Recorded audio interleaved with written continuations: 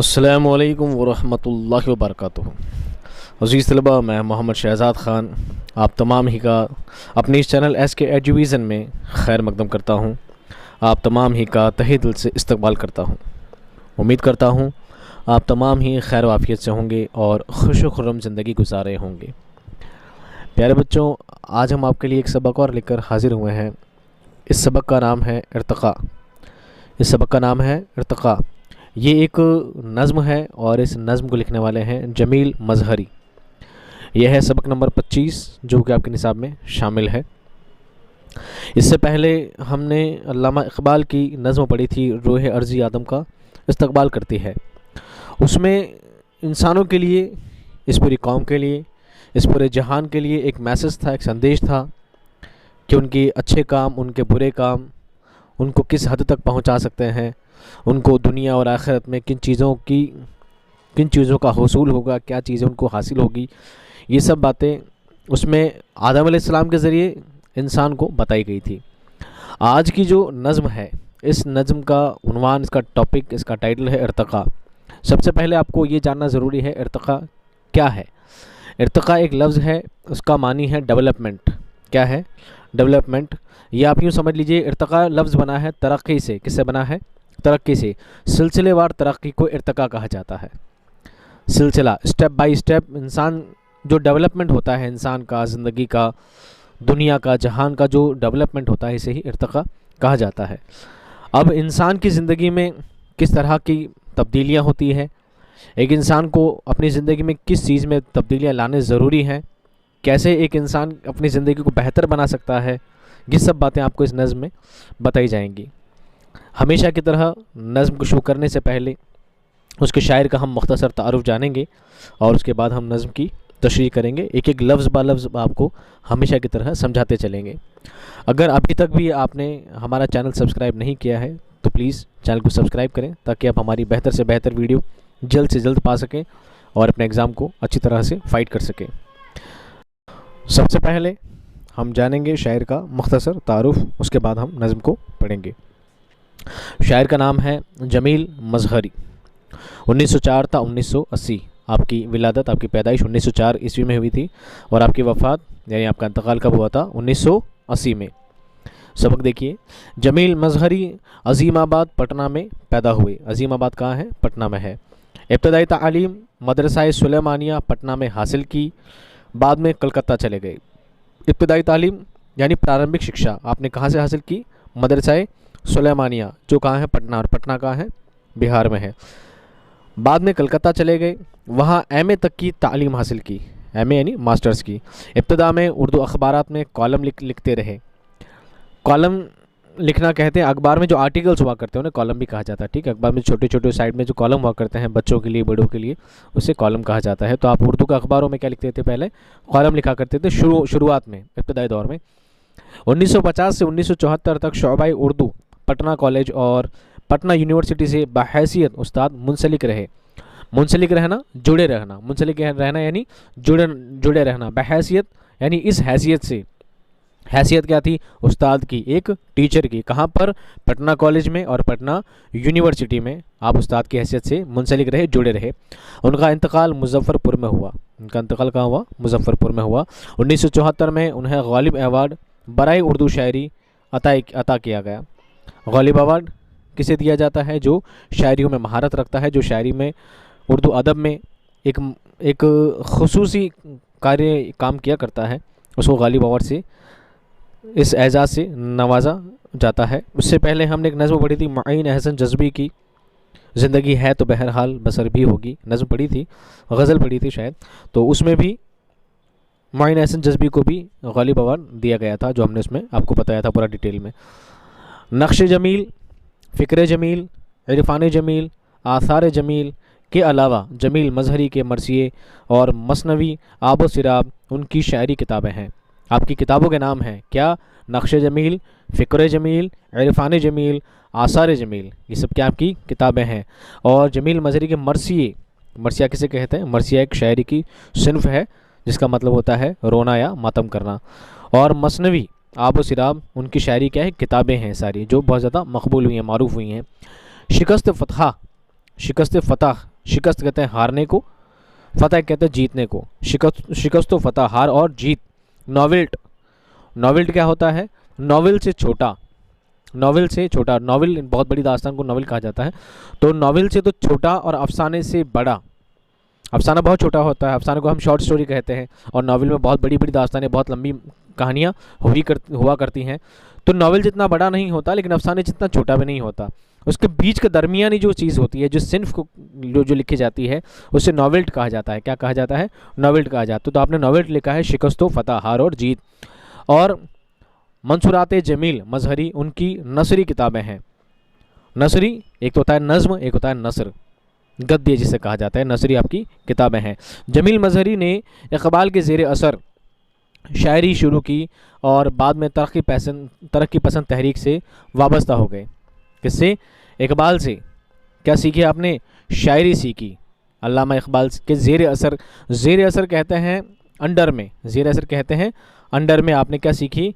शायरियाँ सीखी। उसके बाद आपको शायरियों का शौक़ लगा और आपने उनके अंडर में ये काम किया और बहुत आपका उम्दा नाम हुआ है।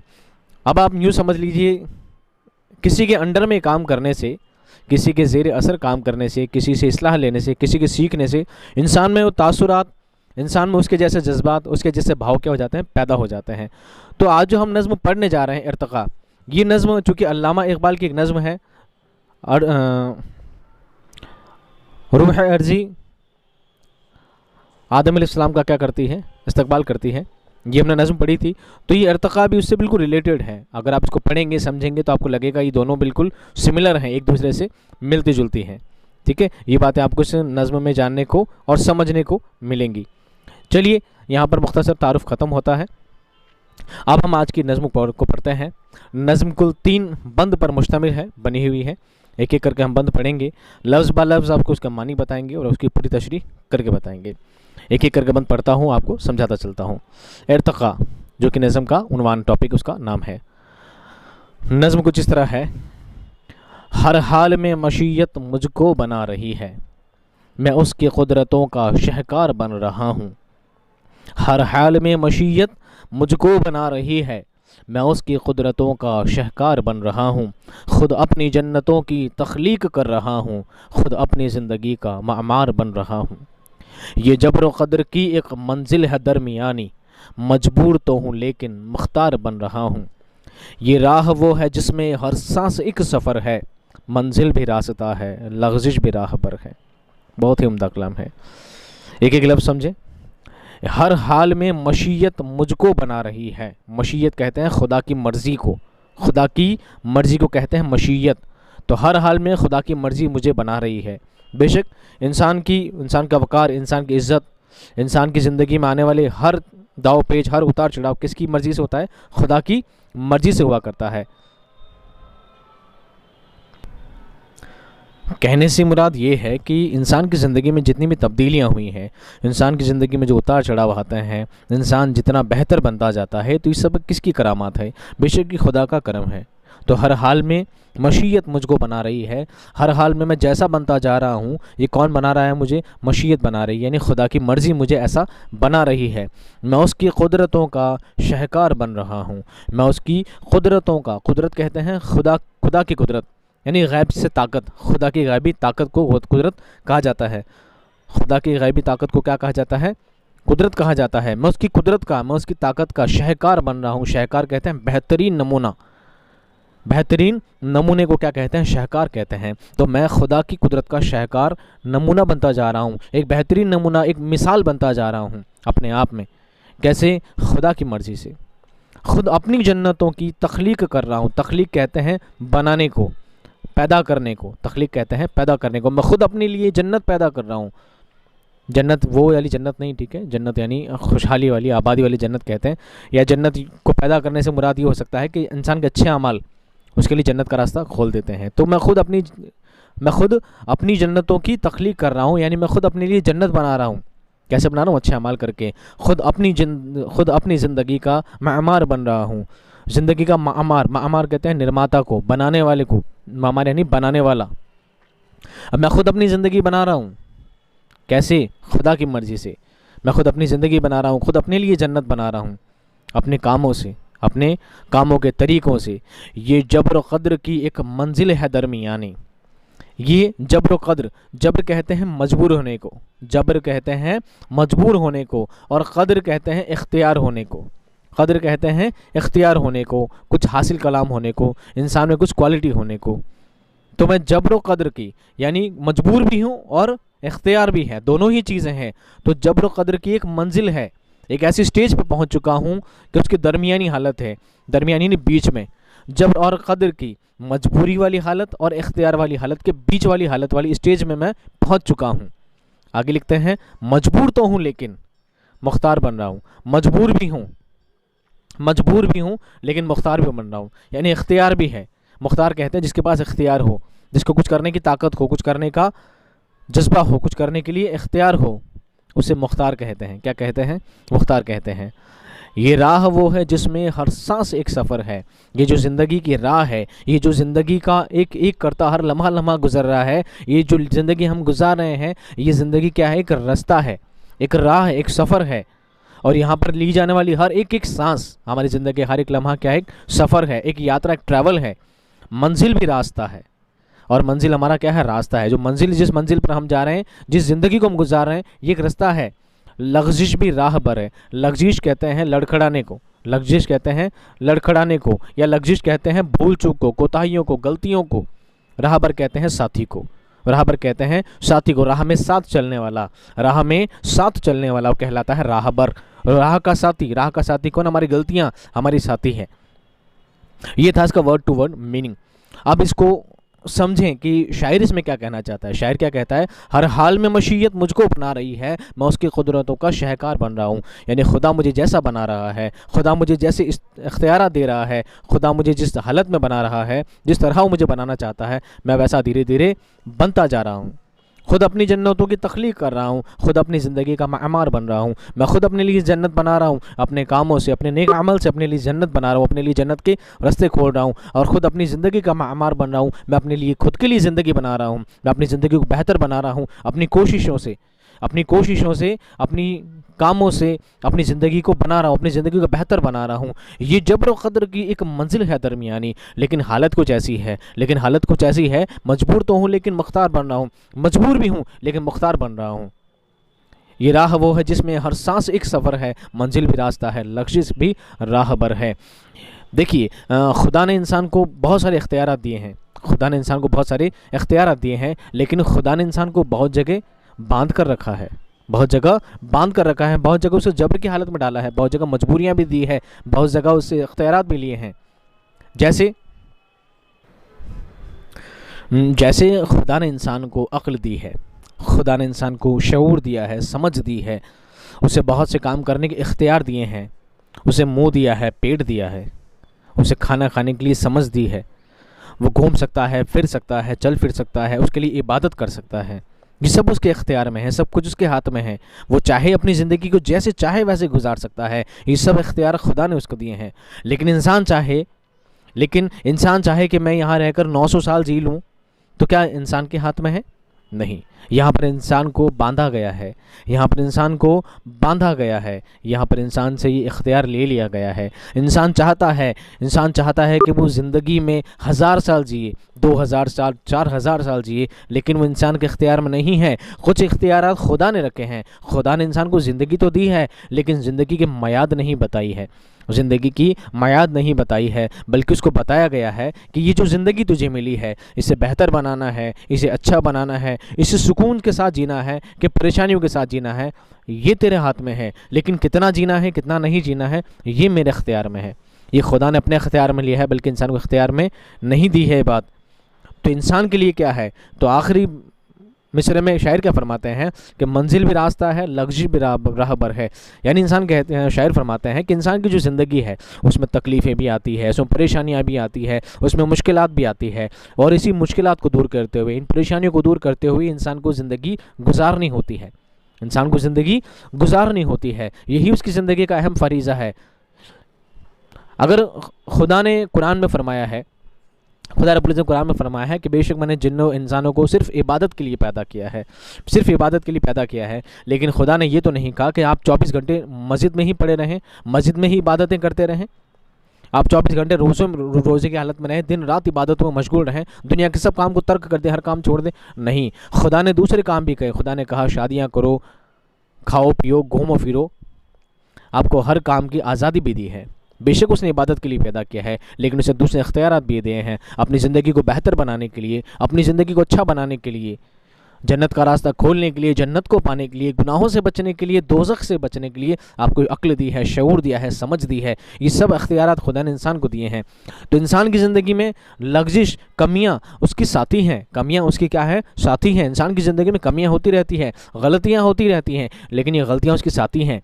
ये गलतियाँ उसकी ज़िंदगी की क्या है? साथी हैं। कि अगर इंसान उन गलतियों को दूर करता जाए, अगर इंसान उन गलतियों को देखता जाए, समझता जाए और उन गलतियों को दूर करके फिर अपनी ज़िंदगी को आगे बढ़ाता जाए, तब तो उसकी ज़िंदगी कामयाब है। लेकिन अगर इंसान गलतियों को नज़रअंदाज करता रहे, उन गलतियों को ना समझ करता रहे, उन गलतियों को छोड़ता चले कि हाँ हो गई हो गई हो गई हो गई, और गलतियों को दिन रात एक ही करते, हर बार गलतियों पर गलतियाँ दोहराता रहे और उन गलतियों को सुधारने की कोशिश ना करे, तो उसकी ज़िंदगी बेशक हलाकत में उसकी ज़िंदगी जाने वाली है। वो ना सिर्फ ज़िंदगी में बल्कि आखिरत में भी घाटे में रहने वाला है।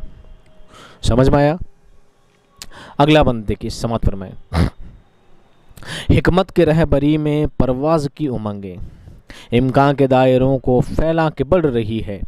वो कुव्वतें जो अब तक तहते शऊर में थी, गहवारे खुदी में परवान चढ़ रही है।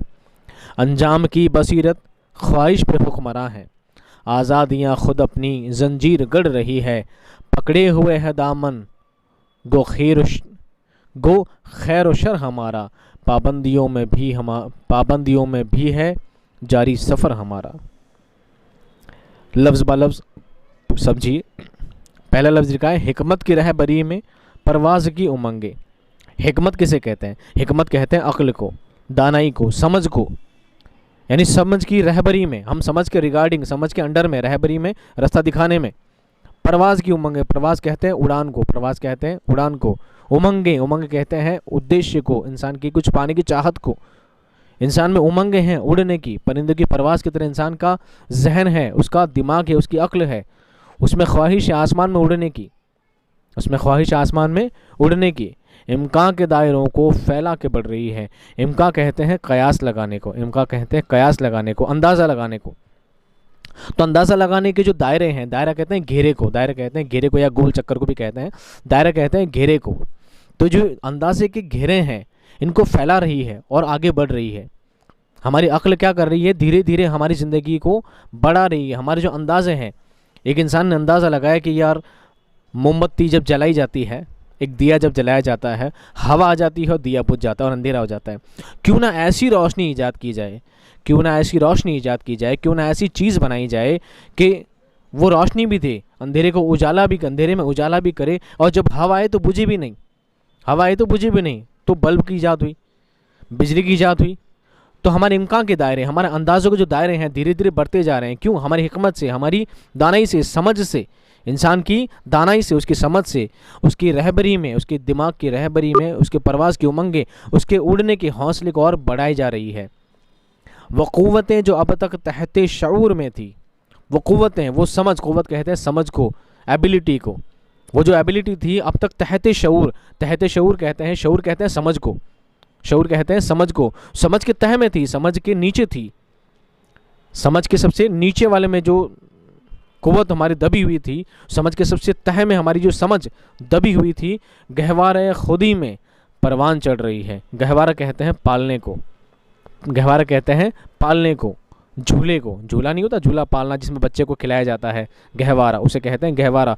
गहवारा खुदी में, खुदी कहते हैं अपने वजूद का एहसास, खुदी कहते हैं अपने वजूद का एहसास, अपने आप का एहसास, जिसे कॉन्फिडेंस कहा जाता है। क्या कहा जाता है? आत्मविश्वास से कहा जाता है। तो आत्मविश्वास का जो ये माहौल है, कॉन्फिडेंस का जो माहौल है, ये पालने में परवान चढ़ रहा है। ये पालने में ही बता रहा है, परवान चढ़ना है ऊंचा बढ़ना, परवान चढ़ना है नहीं, ऊंचा बढ़ता जा रहा है, बढ़ता जा रहा है। अंजाम की बसीरत ख्वाहिश पे हुक्मरां है। अंजाम की बसीरत, बसीरत कहते हैं शऊर को, समझ को। हमारी समझ अंजाम की ख्वाहिश पर हुक्मरां है। हमें पता है इसका अंजाम क्या होना है, हमारा दिमाग इस बात को जानता है, हमारा जहन इस बात को जानता है कि इसका अंजाम क्या होना है, इसका परिणाम क्या निकलना है, इसका रिजल्ट क्या आना है। आज़ादियाँ खुद अपनी जंजीर गढ़ रही है। आज़ादियाँ खुद अपनी जंजीर गढ़ रही है। जंजीर गढ़ना कहते हैं कि किसी को जंजीर में बांध देना। कैदी को जंजीर में बांधा जाता है ना, कि एक जंजीर में बांध कर उसको एक जगह अटका दिया जाता है, वो ना से यहाँ से हिल सकता है ना डुल सकता है, बल्कि वहीं बंद कर रह गया है। तो हमारी आज़ादियाँ खुद हमको अब जंजीरों में बांध कर बैठी है। हमारी आज़ादियों ने ही हमको अब बांध दिया है। इंसान की आज़ादियों ने ही इंसान को क्या कर दिया है, बांध दिया है, उसको एक जगह बांध कर पटक दिया है। पकड़े हुए है दामन गो खैर व शर हमारा दामन पकड़ा हुआ है। कौन? खैर व शर। खैर कहते हैं भलाई को, शर कहते हैं बुराई को। भलाई और बुराई सब हमारा दामन पकड़े हुए है। हमें उन जंजीरों में हमारी आज़ादियों ने पकड़ कर रख लिया है और हमें हमारा दामन पकड़ लिया है। दामन किसे कहते हैं? कुर्ते का जो पीछे वाला हिस्सा होता है, एक आगे होता है एक पीछे होता है, ठीक है। तो जो पीछे वाला जो हिस्सा होता है वो कहलाता है दामन। पीछे से पकड़ लिया जाता है जो क्या कहलाता है? दामन। तो पकड़े हुए हैं दामन खैर व शर हमारा, भलाई और बुराई ने हमारा दामन पकड़ लिया है, हमें आगे जाने ही नहीं दे रहा है। पाबंदियों में भी है जारी सफ़र हमारा। पाबंदी कहते हैं रुकावट को, पाबंदी कहते हैं रुकावट को, बंदिश को, और इस बंदिश में भी जारी है सफ़र हमारा। सफ़र ज़िंदगी का फिर भी चलता जा रहा है, ज़िंदगी फिर भी आगे बढ़ रही है, दुनिया में फिर भी डेवलपमेंट होता जा रहा है, फिर भी दुनिया अर्तकाई पे पहुंचती जा रही है। दुनिया का अर्तका का वजूद रुकता नहीं है। ये था इसका वर्ड टू वर्ड मीनिंग। अब इसको समझे शायर क्या कहना चाहते हैं। हिकमत की रहबरी में परवाज़ की उमंगे इम्कान के दायरों को फैला के बढ़ रही है। हमारा दिमाग, हमारा जहन, हमारी इंटेलिजेंसी दिन पर दिन आगे बढ़ती जा रही है। हर दिन एक नई सोच पैदा होती जा रही है, और यही सोच, यही समझ, यही शऊर इंसान को और आगे से आगे बढ़ाए जा रहा है। और दुनिया बहुत आगे से आगे क्या कर रही है, डेवलप होती जा रही है। दुनिया आगे से आगे इर्तिक़ा पाती जा रही है। किससे? इंसान के जहन से, इंसान की सोच से दुनिया बहुत आगे बढ़ती जा रही है। पहले कच्ची सड़कें हुआ करती थी, फिर पक्की सड़कें हुई, पक्की सड़कों के बाद पटरियाँ बनने लगी, फिर रेल आने लगी, फिर फ्लाईओवर बनने लगे, फिर हवाई जहाज़ हो गए। ये सब धीरे धीरे स्टेप बाय स्टेप दुनिया बढ़ती जा रही है। किस लिए? इंसान के जहन से, इंसान की समझ से। वह क़ुव्वत जो अब तक तहत शऊर में थी, गहवार खुदी में परवान चढ़ रही है। क़ुव्वत कहते हैं एबिलिटी को। इंसान की जो एबिलिटी थी, इंसान की जो समझ थी, पहले कहाँ थी? तहत शऊर। शऊर के तह में, कहते हैं ना किसी के तह में बैठ जाना, कि जब मिट्टी में, पानी में मिट्टी घुल जाती है, उसमें फिटकरी डाल दी जाती है, तो पानी की सारी मिट्टी, उसकी सारी गंदगी तह में बैठ जाती है। तो इंसान की ज़िंदगी, इंसान की जो समझ थी वो कहाँ थी? तहत शऊर में। उसकी क़ुव्वत जो थी, उसकी एबिलिटी जो थी, इंसान की समझ थी, जो कुछ करने का उसमें जज्बा हौसला था, वो कहाँ था? समझ के सबसे तह में दबा हुआ था। फिर धीरे धीरे वो समझ ऊपर आती गई, धीरे धीरे वो क़ुव्वत ऊपर आती गई, और इंसान को आगे से आगे बढ़ाती गई। गहवारा खुदी में परवान चढ़ रही है। अब सिर्फ पालने में ही वो परवान चढ़ती जा रही है, वो बढ़ती जा रही है। इंसान अपने हौसले से, अपने जज्बे से, अपने शऊर से अपनी ज़िंदगी को और ज़्यादा इर्तिक़ा पे पहुंचाता जा रहा है, अपनी ज़िंदगी को डेवलप करता जा रहा है। अंजाम की बसीरत ख्वाहिश पे हुक्मरां है, आज़ादियाँ खुद अपनी जंजीर गढ़ रही है। इंसान अंजाम जानता है, काम करना जानता है। हर दिन उसमें एक नई सोच पैदा होती है, हर दिन उसमें एक नया कुछ करने का जज्बा पैदा होता है, और वही बातें उसको आगे से आगे बढ़ाती जाती है। लेकिन यही आज़ादियाँ, इंसान ने क्या किया है? अपनी आज़ादियों का गलत इस्तेमाल कर लिया है, और यही गलत इस्तेमाल उसको क्या किया जा रहा है? उसको रोके जा रहा है। यही आज़ादियाँ उसको क्या कर रही है? रोक रही है। इस बात को कैसे समझेंगे आप? इस बात को ऐसे समझिए कि पता लगा कि कोयला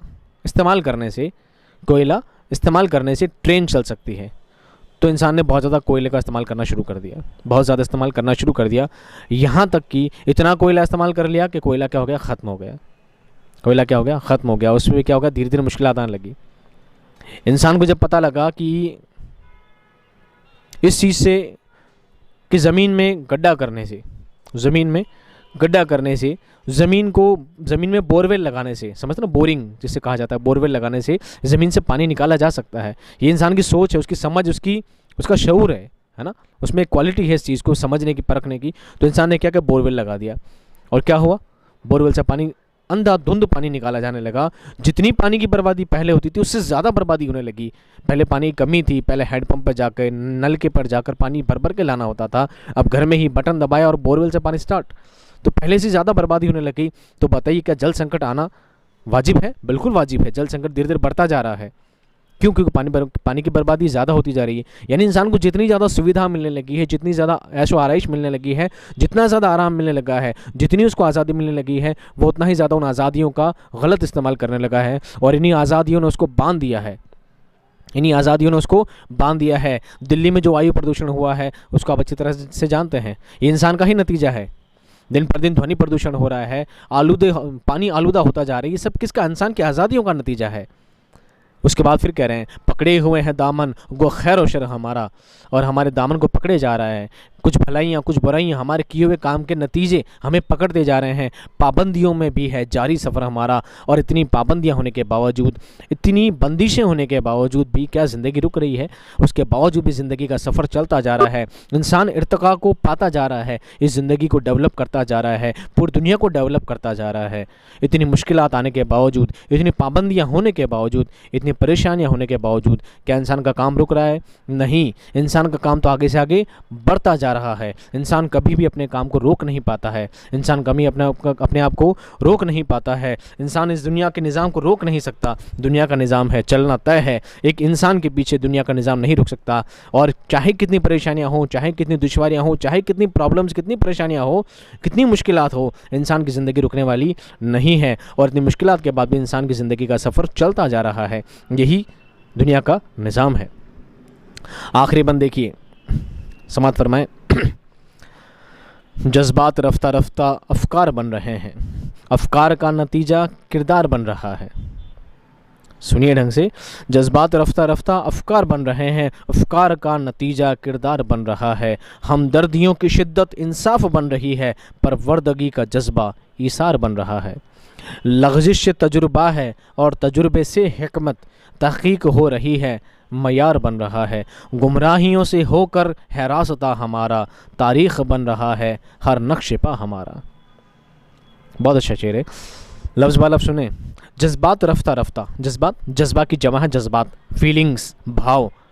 तो रफ्ता रफ्ता धीरे धीरे अफ़कार बन रहा है। अफ़कार जमा है फ़िक्र की, अफ़कार जमा है फ़िक्र की जमा है अफ़कार।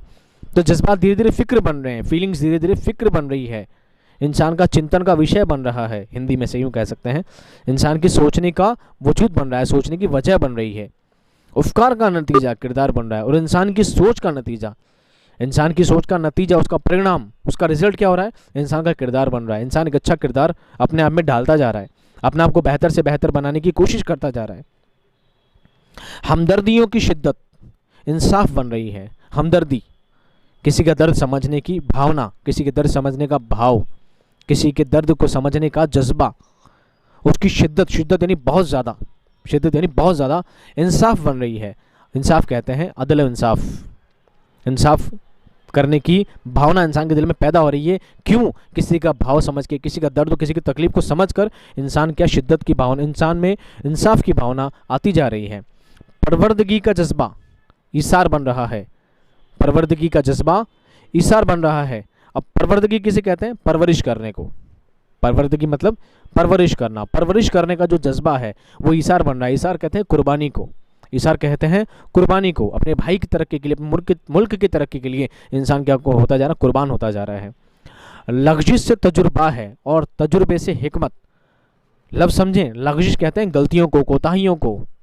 तो गलतियों से तजुर्बा है, गलती करने से इंसान को एक्सपीरियंस होता है। तजुर्बा कहते हैं एक्सपीरियंस को, अनुभव को। इंसान को उसकी गलतियां ही अनुभव सिखाती है। इंसान की गलतियां उसको क्या सिखाती है? अनुभवी बनाती है उसको। और तजुर्बे से हिकमत, और एक्सपीरियंस उसको क्या सिखाता है? हिकमत सिखाते हैं। एक्सपीरियंस क्या सिखाते हैं? हिकमत सिखाते हैं। हिकमत कहते हैं दिमाग को, हिकमत कहते हैं अक्ल को, दानाई को, समझ को। अनुभवी से इंसान में क्या समझ आती है? अनुभव से इंसान में क्या आती है? समझ आती है। और अनुभव को होता है जब गलती करता है। गलती करने से एक्सपीरियंस होता है, और एक्सपीरियंस करने से इंटेलिजेंसी बढ़ती है। तहकीक हो रही है, मयार बन रहा है। तहकीक हो रही है यानी खोजबीन हो रही है, धीरे धीरे खोजें हो रही है, धीरे धीरे आविष्कार हो रहे हैं, मयार बन रहा है। मयार कहते हैं स्टेटस को, मयार कहते हैं स्टेटस को, स्तर को। एक स्तर बनता जा रहा है कि इंसान का एक लेवल बनता जा रहा है। गुमराहियों से होकर है रास्ता हमारा। गुमराही कहते हैं राह से भटक जाना, गुमराही कहते हैं रास्ते से भटक जाना या गलत रास्ते पे जाना। गलत रास्ते पे जाने से भी हमारा रास्ता निकलता है, हमारा रास्ता ऐसा है जो बार बार हमें भटकाने की कोशिश करता है। एक ऐसा रास्ता हमारा है, गुमराहियों से होकर है रास्ता हमारा। उस रास्ते पर जिस पे हम चल रहे हैं, जगह जगह ऐसे रास्ते दिए गए हैं कि इंसान बार बार उस रास्ते पर भटक सकता है। तारीख बन रहा है, तारीख कहते हैं इतिहास को, तारीख कहते हैं दिनांक को भी, पर डेट को भी कहते हैं, लेकिन तारीख कहते हैं इतिहास को, हिस्ट्री को। तो तारीख बन रहा है, इतिहास बन रहा है। हर नक्श पा हमारा क्या बन रहा है? नक्श पा। नक्श पा कहते हैं पाँव के निशान। क्या कहते हैं? पाँव के निशान। नक्शे पा नहीं, पाँव के निशान हमारी हिस्ट्री में छपते जा रहे हैं। अब नक्शे पा से मुराद है चलना। इंसान किस वे में ग्रोथ कर रहा है, किस वे में इंसान ग्रोथ कर रहा है, किस लहजे में इंसान बढ़ता जा रहा है, इस चीज़ को बोलते हैं पाँव, नक्शे पा, पाँव के निशान। ये था वर्ड टू वर्ड मीनिंग। अब शायर क्या कहना चाहता है, अब वो समझें बात को। पहले से बताना ज़रूरी है ताकि आपका मीनिंग आपको जितने ज़्यादा मीनिंग, जितने ज़्यादा अल्फाज मानी आपको याद होंगे, आपके लिए उतना ज़्यादा आसान होगा बात को समझना। अब शायर क्या कहते हैं, शायरी से फरमाना चाहते हैं आखिरी बंद में, जज्बात रफ्ता रफ्ता अफकार बन रहे हैं, अफकार का नतीजा किरदार बन रहा है। इंसान के जो भाव है, इंसान की जो फीलिंग्स है, इंसान की जो जज्बात हैं, वो धीरे धीरे क्या बनते जा रहे हैं? सोच बनते जा रहे हैं। इंसान की सोच बनती जा रही है और इंसान की सोच धीरे धीरे उसका किरदार बना रहे हैं। इंसान की सोच क्या बना है? धीरे धीरे किरदार बना रहे हैं। कैसे बना रहे हैं? प्रैक्टिकल समझिए। इंसान में एक भाव पैदा हुआ कि क्यों ना मैं लोगों के साथ हमदर्दी से पेश आऊँ। आप किसी दो राहे से गुजर रहे हैं, आप किसी सड़क से, किसी रास्ते से गुजर रहे हैं और आपने देखा कि एक गरीब इंसान कड़ाके की ठंड में, सर्दी में एक रास्ते पर, किनारे पर, ना उसके तन पे बराबर कपड़े हैं, ना उसके पास पहनने ओढ़ने को कोई चीज़ है, वो फिर भी सड़क पर पड़ा है, बड़ी मजबूरी की हालत में, एक गरीबी की हालत में पड़ा है। और आपने उसको देखते देखते वहाँ से आप निकल जाते हैं। आप घर तो पहुँच जाते हैं, आप बिस्तर पे तो पहुँच जाते हैं, लेकिन जब आप बिस्तर की गर्मी को महसूस करते हैं, आपके दिल में ये भाव पैदा होता है, ये एहसास पैदा होता है। आपको अचानक से उस गरीब की याद आ जाती है कि मैं तो आज इस अच्छे बिस्तर में बैठा हूँ, मैं आज इस अच्छे बिस्तर में पड़ा हूँ, यार वो इंसान कैसे ज़िंदगी गुजारा होगा, बाहर कितनी ठंड है, मैं 2 रज़ाइयाँ ओढ़ कर भी सर्दी महसूस कर रहा हूँ, उसके पास तो तन पर कपड़ा भी नहीं था, वो कैसे अपनी ज़िंदगी गुजारा होगा। तो ये है आपका जज्बा, ये आपका भाव, ये आपकी फीलिंग्स। और ये क्या बन रहा है? उपकार बन रहा है। उपकार है नहीं, फिक्र बन रही है, सोच बन रही है आपकी। पहले भाव था, आपके दिल में नरम दिली पैदा हुई, आपका भाव है। अब वो आपकी सोच बन गई कि आपको सोचने में मजबूर कर दिया कि उसकी ज़िंदगी कैसे गुजर रही है, मुझे उसके लिए कुछ करना चाहिए, मुझे उसके लिए कुछ करना चाहिए। और कुछ करने का जो मादा पैदा हुआ है, कुछ करने का जो आप में हौसला पैदा हुआ है, ये आपका किरदार बनाएगा, ये आपका किरदार बनाएगा, आपको एक अच्छा इंसान बनाएगा। तो आपका भाव, आपकी फीलिंग्स, आपका जज्बा आपको धीरे धीरे सोचने पर मजबूर करता है, आपकी सोच बनाता है, और आपकी सोच आपको क्या बनाती है? आपको अच्छा इंसान बनाती है, आपका एक अच्छा किरदार बनाती है। आपकी अच्छी सोच आपको अच्छा किरदार बनाती है, और गलत सोच, गलत तरीका, गलत भाव इंसान को गलत किरदार में ढालते चले जाते हैं। अब ये बेहतर है, ये ज़रूरी है कि आपका भाव कैसा है, आपका नेचर कैसा है, आपकी फीलिंग्स कैसी है, आप लोगों में हमदर्दी कैसे समझ सकते हैं, आप लोगों में मोहब्बत के साथ पेश आते हैं, या आप लोगों को यूँ ही समझ लिया करते हैं, ये आपकी फीलिंग्स पर डिपेंड करता है। अगला लफ्ज़ सुनिए, हमदर्दियों की शिद्दत इंसाफ बन रही है, परवरदगी का जज्बा ईसार बन रहा है। अब जब हमदर्दी पैदा हुई आपके अंदर, जब हमदर्दी की शिद्दत, एक तो होता है सिर्फ हमदर्दी रखना, और एक होता है हमदर्दी की शिद्दत रखना। हमदर्दी सिर्फ इतनी कि आपने उस बूढ़े को देखा, आपके दिल में उसके लिए दर्द पैदा हुआ और आप उस दर्द को पैदा करके वहाँ से निकल गए, ये तो थी हमदर्दी। लेकिन शिद्दत इसे कहते हैं कि आप घर गए, आपने अपने घर से कुछ लिया, फटाफट कुछ कपड़े लेते लिए, हाथों हाथ आप वापस लेकर आए, नहीं यार तू भी पहन कर यहाँ पर कुछ, तू सर्दी में मत मर यार, तू भी एक इंसान है, तुझे भी अल्लाह ताला ने वही मखलूक बनाया जो मुझे बनाया है, और ये मेरा आइन फरीज़ा है कि अल्लाह ताला की मखलूक से मैं मोहब्बत से पेश आऊँ, मैं उनसे हमदर्दी रखूँ। आखिर कुछ भी हैं, पूरी दुनिया मेरे भाई बहन हैं, बेशक हम सब आदम अलैहिस्सलाम की औलाद है, हम सबको एक ही खुदा ने पैदा किया है, वो जैसा भी हमारा भाई है। ये होती है हमदर्दी की शिद्दत, हमदर्दी को इतना ज़्यादा उसमें दिल में हमदर्दी पैदा करना। तो हमदर्दी की शिद्दत इंसाफ बन रही है। इंसान जैसे जैसे हमदर्दी की तरफ पहुंच रहा है, जैसे जैसे अपने दिल में हमदर्दी का जज्बा पैदा कर रहा है, वैसे वैसे इंसाफ होता जा रहा है, अदल परस्ती होती जा रही है। हमारी दुनिया, हम ये जहान धीरे धीरे अदल परस्ती की ओर जा रहा है, धीरे धीरे इंसाफ एक इंसान को हक़ दिलाने की कोशिश में लगा रहता है, और इसके बहुत सारे नताइज आप देखते आ रहे हैं। परवरदिगी का जज्बा ईसार बन रहा है, और हमारी परवरिश का जो जज्बा है, हमारी जो परवरिश हो रही है, ये परवरिश हमें कुर्बानी सिखाती है, ये परवरिश हमें कुर्बानी सिखाती है। ये परवरिश क्या सिखाती है? कुर्बानी सिखाती है। कुर्बानी से मुराद 2 चीज़ें हैं, कुर्बानी से मुराद दुनिया भी और आखिरत भी, दोनों चीज़ें हैं। कुर्बानी से मुराद क्या है? कुर्बानी सिर्फ बकरे की कुर्बानी नहीं है, बकरा कुर्बान देना करना कुर्बानी नहीं है। कुर्बानी करने का हमसे मुराद ये है, आप कड़ाके की ठंड में सो रहे हो, इतनी ठंड है कि 2 रज़ाइयाँ ओढ़ने के बाद भी आप ठिठुर रहे हो बहुत ज़्यादा, और हिम्मत नहीं करती कि आप उस रज़ाई से बाहर निकल जाएं, लेकिन उसके बावजूद फजर की अजान होती है, उसके बावजूद फजर की अजान होती है, आप जाते हैं ठंडे ठंडे पानी से वुज़ू करते हैं, और जब पूरी दुनिया रज़ाइयों में घुसकर, अपने घरों में घुसकर पड़ी है, आप उस खुदा की इबादत में, उस खुदा की मोहब्बत में जाकर नमाज के लिए खड़े हो जाते हैं, नियत बांधकर खड़े हो जाते हैं, ठिठुर रहे हैं पर खड़े हो जाते हैं। तो ये है नींद को कुर्बान करना, ये है अपनी नींद को कुर्बान करना उस खुदा की ज़ात के लिए जिसने आपको पैदा किया, आपको पैदा करके आप पर एहसान किया।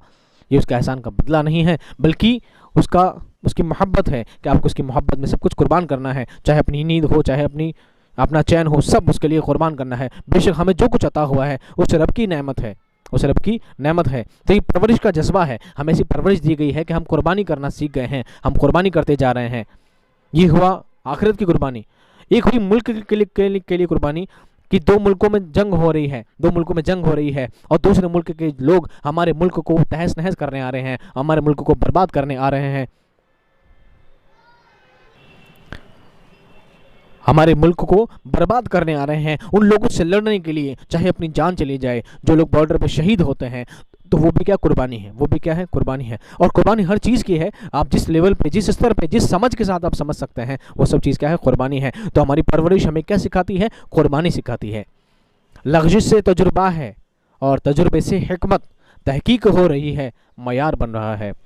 अब इंसान क्या कहता है, शायरी फरमाते हैं कि गलतियों से एक्सपीरियंस हो रहा है, इंसान बार बार कोशिश कर रहा है, हर बार कुछ ना कुछ गलतियां हो रही है, लेकिन जितनी बार गलतियां हो रही है इंसान हर गलतियों से सीखता जाता है, उन गलतियों से अनुभव करता जाता है और धीरे धीरे इंसान एक्सपीरियंस होल्डर होता जाता है, धीरे धीरे इंसान एक्सपीरियंसड होता जाता है, धीरे धीरे इंसान अनुभवी होता जाता है। और यही अनुभव उसके दिमाग को, उसके जहन को और ज़्यादा मजबूत बनाते जाते हैं, उसके दिमाग को और बढ़ाते जाते हैं। और उसका दिमाग, यही बढ़ा हुआ दिमाग, उसका यही तेज़ दिमाग तहकीक कर रहा है, खोजबीन कर रहा है, दिन पर दिन नई इजादात करता जा रहा है और इंसान का स्टेटस बनता जा रहा है, इंसान का एक मयार बनता जा रहा है, इंसान की एक स्टेज बनती जा रही है। धीरे धीरे इंसान एक बहुत ऊंचाई को, एक इर्तिका को पा चुके हैं। अभी बात आप कैसे समझेंगे, ऐसे समझो, सबसे पहले इंसान ने पहिए का आविष्कार किया। किसका आविष्कार किया, पहिए का आविष्कार किया। जब इंसान को लगा पहिए लुढ़का कर कुछ साधन बनाया जा सकता है, तो धीरे धीरे छोटी गाड़ियाँ बनना स्टार्ट हुई, फिर बड़ी गाड़ियाँ बनना स्टार्ट हुई, फिर उसके बाद और बड़ी गाड़ियाँ बनना स्टार्ट हुई। तो ये धीरे धीरे क्या हो रहा है, विकास हो रहा है, धीरे इर्तिका का विकास भी कह सकते हैं हिंदी में। तो धीरे धीरे क्या हो रहा है, विकास हो रहा है, इर्तिका होता जा रहा है। इंसान ने गलतियां की है, ऐसा नहीं कि एक बार में गाड़ी बनाई और एक बार में ही बन गई परफेक्ट, ऐसा नहीं है। हज़ारों कोशिशें लगी होगी, बहुत इंसान ने कोशिश की होगी, 100 बार गलतियां हुई होंगी और उसके बावजूद क्या हुआ, 100 बार गलती करने के बावजूद उसको तजुर्बा हुआ कि मैंने पहले ऐसा किया था और मुझसे ऐसी गलती हुई थी, तो अब मैं ऐसा करूँगा तो मुझसे वापस वो गलती हो जाएगी, तो मुझे ये नहीं करना, बल्कि कोई दूसरा रास्ता इख्तियार करना है, मुझे कोई दूसरा स्टेप चुनना है, मुझे कोई दूसरा तरीका चुनना है। और इंसान क्या करता है, दूसरा तरीका चुन लिया करता है, फिर दूसरे तरीके से काम करता है, कामयाब होता है तो अच्छी बात है, नहीं होता है तो समझ लेता है फिर कोई गलती होगी, अब मुझे तीसरा रास्ता चुनना है, तीसरा रास्ता इख्तियार करना है, कोई तीसरा स्टेप समझना है। तो इंसान तीसरी बार कोशिश करता है। ये बार बार की गई कोशिशें उसकी नाकामियाँ बताती है। बेशक उससे बार बार गलती हुई है, लेकिन हर बार गलती करते करते एक बार उसका काम हो जाता है और यही काम उसका तजुर्बा कहलाता है, ये उसका एक्सपीरियंस कहलाता है कि मैंने 99 तरीके जो आजमाए थे वो तरीके गलत थे, ये जो 100वां तरीका है ये क्या है, कामयाब हो चुका है, ये तरीका सफल हो चुका है। और इसी तरीके से तहकीक हो रही है, मयार बन रहा है और धीरे धीरे इंसान की यही सोच, इंसान का यही एक्सपीरियंस, इंसान का यही अनुभव धीरे धीरे पूरे जहान को एक विकास की ओर लेकर जा रहा है, एक इर्तिका की ओर लेकर जा रहा है। इंसान का स्टेटस बढ़ता जा रहा है, इंसान की एबिलिटी बढ़ती जा रही है। गुमराहियों से होकर है रास्ता हमारा, तारीख बन रहा है हर नक्श पा हमारा। 2 लाइन में बहुत कहने की और बहुत समझने की बात है। अब शायर क्या कहना चाहते हैं, शायरी कहना चाहते हैं कि हमारा रास्ता कैसा है, गुमराहियों से भरा हुआ। इस दुनिया में आने के बाद इंसान को अल्लाह ताला ने सबको वही जहन दिया है, वही समझ, वही शऊर, अक्ल दानाई, हाथ पैर सही सलामत सबको वैसे ही दिए हैं, पर इंसान के इख्तियार में है कि वो उस दिमाग का, इस सोच का, इस समझ का, इस शऊर का सही इस्तेमाल करे। अगर उसने गुमराही वाला रास्ता इख्तियार कर लिया है, अगर वो रास्ते से भटक गया है तो क्या है, वो बहक गया है, वो कभी कामयाब नहीं हो सकता, वो कभी इर्तिका को नहीं पहुंच सकता, वो कभी डेवलप नहीं हो सकता, वो कभी विकास की ओर नहीं जा सकता। और इसी के बरक्स अगर इंसान ने गुमराही के रस्तों को छोड़कर अपने सरे राह पे चलता रहा, अपनी कामयाबी के राह पर डटा रहा, अड़ा रहा, चलता रहा उस पर, तो तारीख बन रहा है। इतिहास गवाह है, इतिहास बात का गवाह है कि हमारा हर नक्शे पा, हमारा यानी हमारे पैरों के निशान, हमारे किए हुए काम, हमारी की हुई कामयाबियाँ, हमने जिन कामयाबियों को पाया है, जिस सक्सेस को हमने पाया है, वो सभी बातें इतिहास में लिखी जाती हैं। इतिहास में बहुत सी सक्सेस की बातें लिखी जाती रही हैं, फिर वो चाहे आविष्कार हो, किसी का कोई बड़ा काम हो, किसी का कोई स्पेशल काम हो, सब बातें इतिहास में हम पढ़ते आ रहे हैं। ये सब नतीजा है किनका? क्योंकि वो लोग ज़िंदगी के उन सही रास्तों पर, ज़िंदगी के उन सही रास्तों पर, कामयाबी भरे रास्तों पर, कामयाबी का रास्ता बहुत मुश्किल होता है, कामयाबी का रास्ता बहुत मुश्किल होता है, उस पर चलना बहुत मुश्किल होता है, और उस पर चलने के लिए हमेशा डटे रहे थे, हमेशा अड़े रहे थे, हर हालत में, हर मुश्किलात के साथ वो ज़िंदगी में अड़े रहे। माना 100 बार, माना 99 बार परेशानी आएगी, माना 99 बार हमारा काम बिगड़ जाएगा, पर हमें इस बात का यकीन ज़रूर है कि इन कोशिशों के बावजूद एक दिन हमारा काम ज़रूर बनेगा, एक दिन हम सक्सेस ज़रूर पाएंगे, एक दिन हम कामयाब ज़रूर होंगे।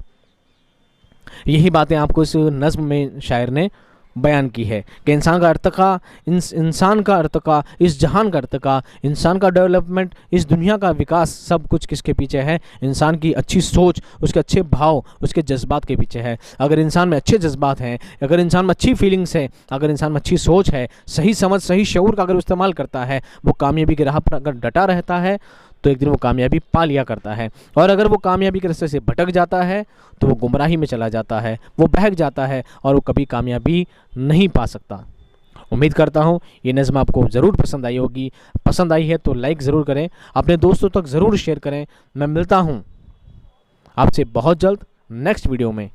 तब तक खुश रहिए, आबाद रहिए। हाँ, एक बात कहना भूल गया, आप सिर्फ नज़्म को समझिए ढंग से। मैं बहुत जल्द इनके क्वेश्चन आंसर और इनकी तशरीह के वीडियो भी बहुत जल्द आपके लिए लाने वाला हूँ। इस बात का भी आप ध्यान रखिए। तब तक खुश रहिए, आबाद रहिए।